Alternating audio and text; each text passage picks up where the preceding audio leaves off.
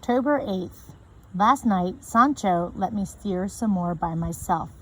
He lets me do this only when no one is around and when conditions are very gentle. I see how it takes all his strength to keep the ship on course when the winds and waves toss us about. But when things are quiet, he lets me take the tiller. Sancho lies on the floor beside me and dozes. If I hear footsteps or if the wind begins to howl, I kick him, and he is instantly awake and in charge. But when I am at the tiller and I feel the pressure of the ocean weighing on the ease of the tiller, and I can hear Sancho snoring away, then I am a captain. Myself, a captain of the newly discovered seas, explorer, adventurer, granter of marvidas, and I am returning home with my ship stocked to overflowing with cargo. There are bolts of cloth as fine as a new goat's belly, and spices that fill the hold with fine aromas, and gold that shines so brightly that no candles or lanterns are needed below. All my men respect and revere me, and kings and queens will meet me at the ports. This is what I think as I keep my eye on the star that Sancho tells me to steer to. But I tell no one, not even Sancho or Diego, of my imaginings, for then they would think there are two crazy sailors on board, me and Columbus. October 10th. This has been the worst day of all for the captain. I am certain of this. We have doubled all previous records of days and leagues at sea, and we've gone way past the point where he originally said we would find land. There is nothing out here. Surely we are lost, and everyone is certain now as well. This morning, the men responded slowly to orders, scowling and slamming down their tools and lines. They whisper in pairs and small groups on deck and below. The air was thick with mutiny and betrayal, until finally everything came to a dead stop. The wind howled through the shrouds, and the men just stood there on the deck and did not move aside when Columbus came. "Enough," one of the men said to his face. "This is enough. Now we turn back."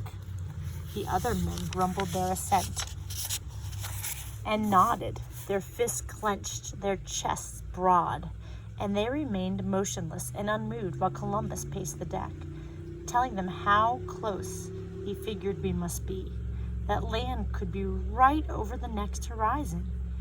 He told them again of the fame and fortune that would be theirs if they could only last a little longer. And they laughed at him, the cruel laughter of impatient and defeated men. "All that aside," he added, "with the fresh easterly wind coming at us and the rising sea, we can't turn a course back to Spain right now. We would stand still in the water." I looked up at the sails, full and straining, taking us further and further from Spain. What if a westerly wind never came? What if we were just blown away forever and ever? "Let me offer you this," Columbus finally said. "Do me a favor. Stay with me this day and night, and if I don't bring you to land before day, cut off my head, and you shall return." The other men glanced at each other. Some nodded. "One day," they said.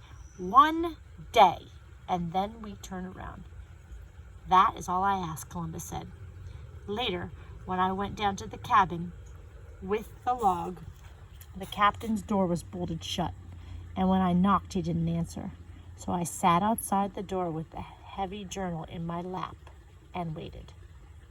October 11th. Through the day that was to have been our last day traveling westward, many things were seen floating in the water, things that stirred everyone's hopes and had the men once again scanning the horizon. We saw birds in flocks, reeds and plants floating in the water, and a small floating board, and even a stick was recovered that had iron workings on it, obviously man-made. Suddenly, no one wished to turn around. There was no further word on it. At sunset, I led the prayers, and the men sang the Salve Regina, Then the captain spoke to the seamen from the stern castle, doubling the night watch, and urging everyone to keep a sharp lookout. No one asked about turning back. Then the captain added a new bonus to his reward of 10,000 maravedis. He added a silk doublet, and some of the men joked with each other. Next, the captain nodded to me, and I sang for the changing of the watch. But my words were lost in the wind that was growing brisker, and the seas that were growing heavier and sounding like breakers all about us. The men dispersed to their watches and their bunks, and the captain paced the deck. I don't know why, but with this night I stayed with him. I stayed still by the gunwale, watching over the side. Once in a while, he would stand beside me, silent, looking westward, always westward. Then an hour before moonrise, the captain froze beside me. "Gutierrez!" he called to one of the king's men on board who came running. He pointed out across the water. "What do you see?" Gutierrez peered into the east. "I don't see anything," he said. What? What do you see?" "Can't you see it?" the captain whispered. "The light? Like a little wax candle rising and falling?" The man at his side was quiet. I was there beside him too, straining my eyes to the dark horizon. Suddenly, another seaman called out across the darkness. "Land! Land! He's already seen it," I shouted. "My master's already seen it." And the captain laughed and tousled my hair. "Tierra, tierra!" It was heard all across the water from all three ships. I am now below in the captain's cabin, writing, while in the light of the rising moon, with our sails silver in the moonlight, we three exploring ships are rolling and plunging through the swells towards land. Tomorrow our feet will touch soil, and I can assure my mother dear in the hills of Spain that no one will get much sleep on board the Santa Maria tonight. October 12th. A lush green island was there in the morning, and our three ships approached it carefully, maneuvering through breakers and the threatening barrier reef. We could see clear down to the reef in the sparkling blue waters as we sailed through. And it is truly land, truly earth, here so far from Spain. The Santa Maria led the way into the sheltered bay of the island and got a mark of the 5 fathoms depth. We anchored there and barely paused to admire the breathtaking beauty. Small boats were prepared, armed, and lowered, and in these some of us went ashore. Out of respect, all waited while Christopher Columbus leapt off the boat, his feet the first to touch this new land. I wondered what my mother would say if she knew her son had lost 10,000 maravedis to the captain, who claimed it for himself. The captain carried the royal banner of our king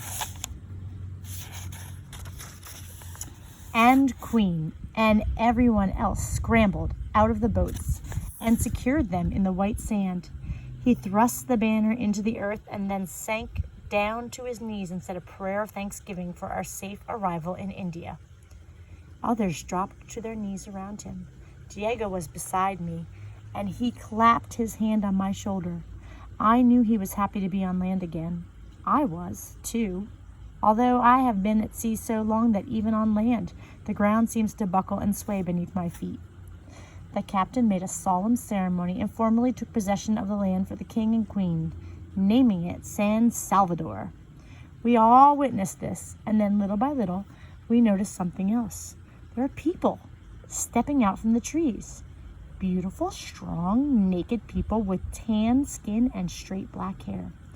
My mother would have lowered her eyes or looked away, as I have seen her do in our home when someone dresses. But I could not take my eyes off them. Someone had boldly painted their bodies or their faces, some only their eyes, some their noses. They were so beautiful and gentle. They walked towards us slowly, but without fear, smiling, and reaching out their hands. The sailors watched them in wonder, and when these people came near, the crew gave them coins, little red caps, whatever they had in their pockets. Columbus himself showed one native his sword, and the native, never having seen such an instrument before, slid his fingers along the sharp edge and looked startled at his fingers that dripped blood into the sand. Everyone was smiling and so friendly. Close up, we could see how clear and gentle their eyes were, how broad and unusual their foreheads. The captain especially noted and said to one of his men, "See the gold in that one's nose? See how docile they are? They will be easy. We will take 6 back with us to Spain." I think at this, too, my mother would have lowered her eyes.